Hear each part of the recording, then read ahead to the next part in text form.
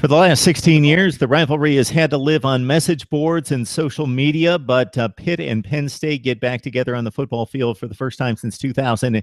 This Saturday, national television at noon at Heinz Field. We bring in Tim Aiden from Black Shoe Diaries to help us sort this thing out from the Penn State side.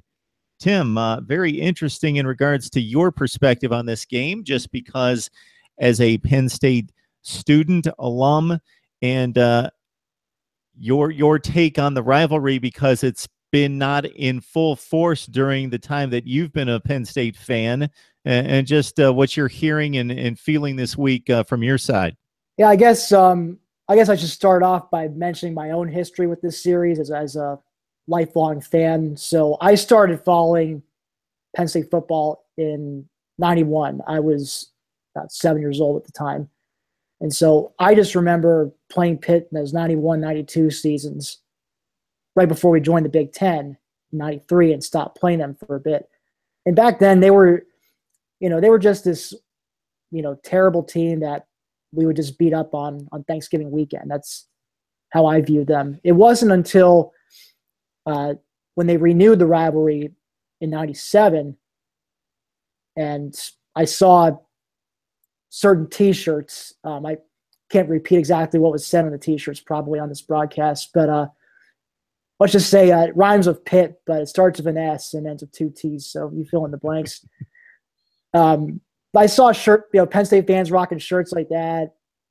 Maybe, and I kind of realized, just how deep this thing actually ran. Like, this was actually a fierce rivalry at one time, back in the 70s and 80s when both teams were, burgeoning national powers. Obviously Pitt kind of fell off the map after the early 80s, but yeah, that was the first time I really realized how deep this series ran. And, Penn State did win the first three of that 4-game series from 97 to 2000, but unfortunately Pitt did get the better of Penn State in the last meeting, 12-zip. So that they kind of still hang their hats on that one, it seems. And like you mentioned, the message boards, and both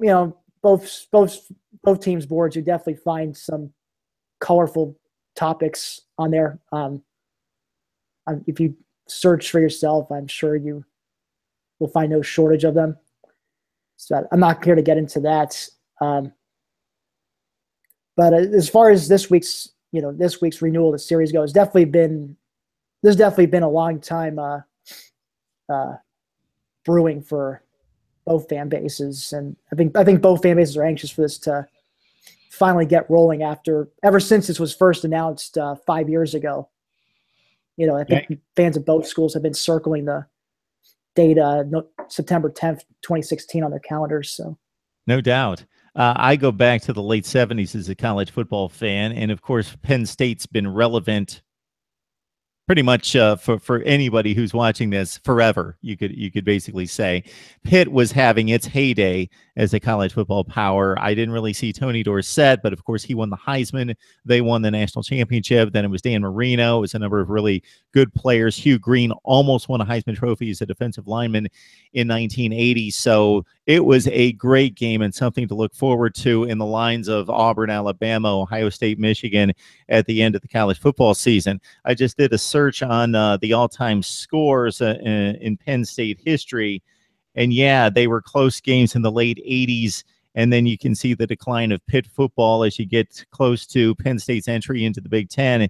And you kind of alluded to a 57-13 win in 1992 before Penn State joined the Big Ten. And that was the last time that they played Pitt for a few years, going back to the late 90s. And then the games that you mentioned that culminated with, I remember a LeVar Arrington blocked field goal that saved a game, and then the 12-0 Pitt win was the last one in the series in 2000.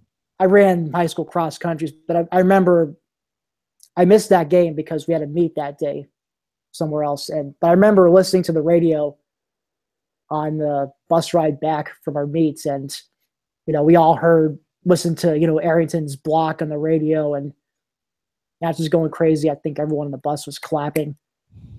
It was of course, I saw the replays later, but I can only imagine how electric that stadium must have gotten when LeVar blocked the field goal in the last seconds of that game. Of course, then it was a 12-0 defeat, which, I guess fortunately I don't remember too much of it. I think I've successfully blocked that 2000 season out of my mind. Not a season to remember. Not really a 5-7. Yeah, it was our first losing season under Paterno in like 12 years or something like that. So kind of started the beginning of what we call the dark years in Penn State football, which was they had 4 losing seasons in the first 5 years of the 2000s before things turned around in 05. And that 05 team, of course, went to the Orange Bowl and beat Florida State in overtime, only lost 1 game to Michigan, right, at the last second in Ann Arbor. Yep. Mario Manningham. All right, we can talk college football forever, but in terms of history, but we digress, and we'll bring it forward to what's going to take place at Heinz Field on Saturday. And before we get down to the nuts and bolts of football, what's your guess in regards to the stadium crowd and the percentage of Pitt fans and Penn State supporters? So Pitt's athletic department has been constantly reminding us on Twitter and social media that they've had the largest amount of season tickets ever sold in school history. And, everyone knows deep down the reason of that is because a lot of Penn State fans bought season tickets just so they could get a ticket to the Pitt game. And it was probably more affordable than searching via StubHub, which, when I saw it back in June, the cheapest tickets were over $150 for, cheap nosebleed seats. So that doesn't tell you how hot of a ticket it was. I don't know what else would, but if I were to guess, a lot of people think it's going to be majority Penn State fans, and that's just not going to be the case. There's a lot of, as I said, for Pitt fans especially, this is something they've been waiting 16 years for. So I think it's going to be majority Pitt fans. But that being said, you're going to have a pretty decent contingent of Penn State fans, and it will get loud on your television when they do make big plays, Penn State that is.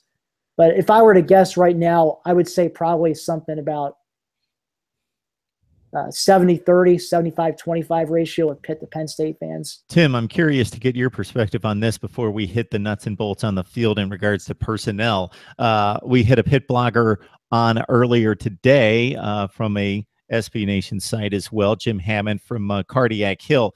He sees this as the most important game for both schools, not necessarily the teams, I guess, from the fan base perspectives, but also from the team perspective, because he doesn't expect either team to contend for championships in its conference. So he thinks this is the biggest game of the season.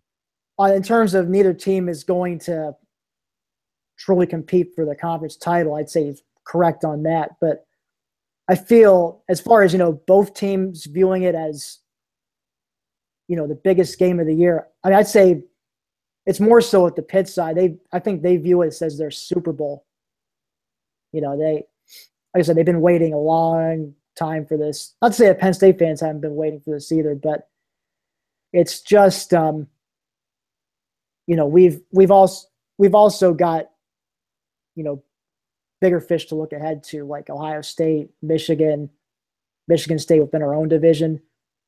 But that being said, beating, your longtime interstate rival like Pitt would definitely, be a nice little confidence booster, a nice thing to rag your Pitt coworker about on Monday at the office. And of course, James Franklin, that you remember when he first we took the podium at Penn State for the first time to be introduced as the team's head coach.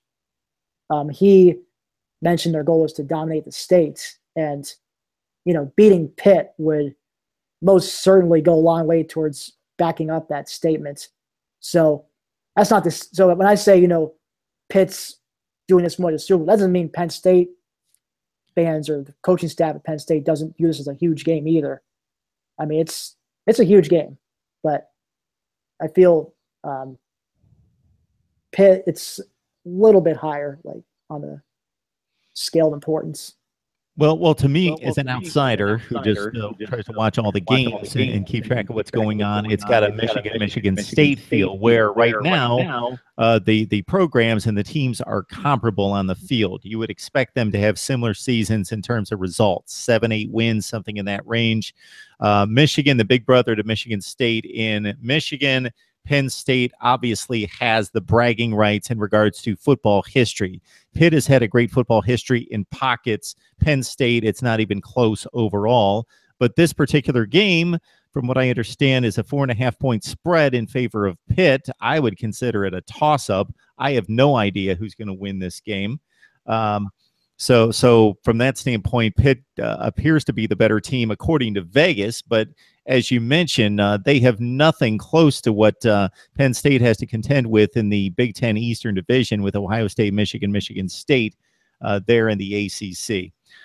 All right, Trace McSorley gets his first start on Saturday against Kent State. He comes out, he does some good things, and he does some things that you would expect out of a first-time starter who got to play against Georgia for about 3 quarters in the bowl game last year. So assess McSorley coming into this game.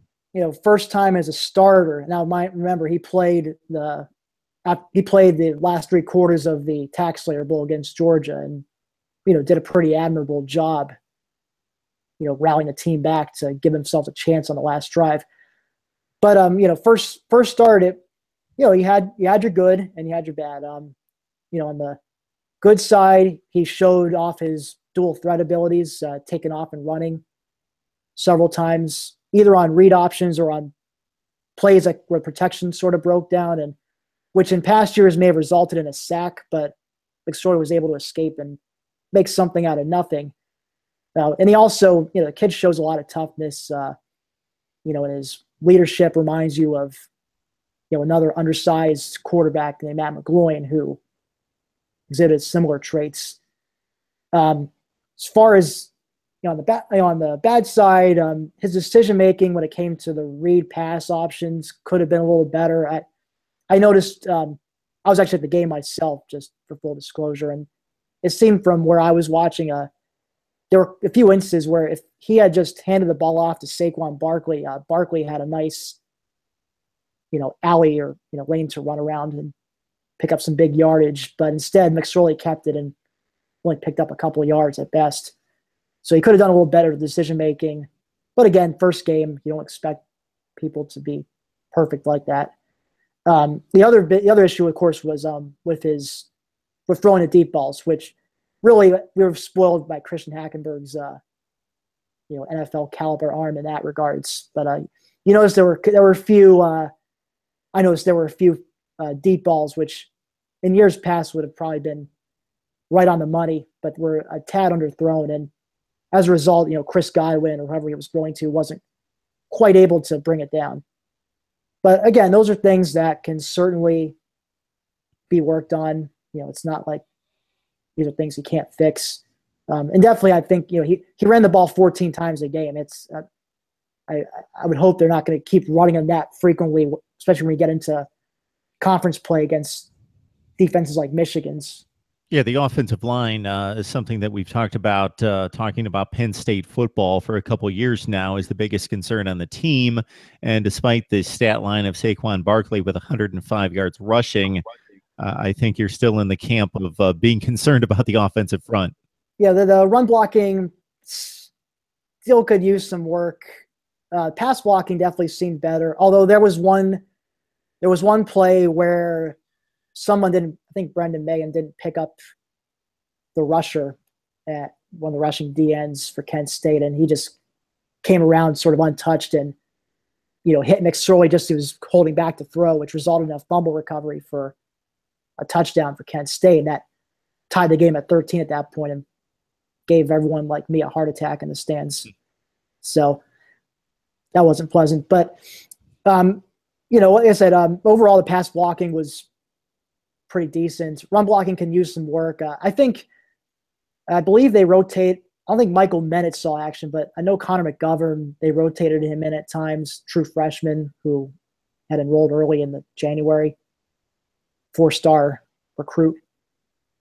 I'm sure that you're going to still see some tinkering around with the line as the season goes on, but you would hope that they can settle on a set group of starters, which can allow them to gel better as the season goes on. Every game's different, of course, but Pitt had trouble running the ball against Villanova, even with James Conner coming back. A great story, even for Penn State fans who are respectable of life and off the field, taking the rivalry aside. Of course, him scoring a couple touchdowns and just putting on the uniform and playing is a great thing.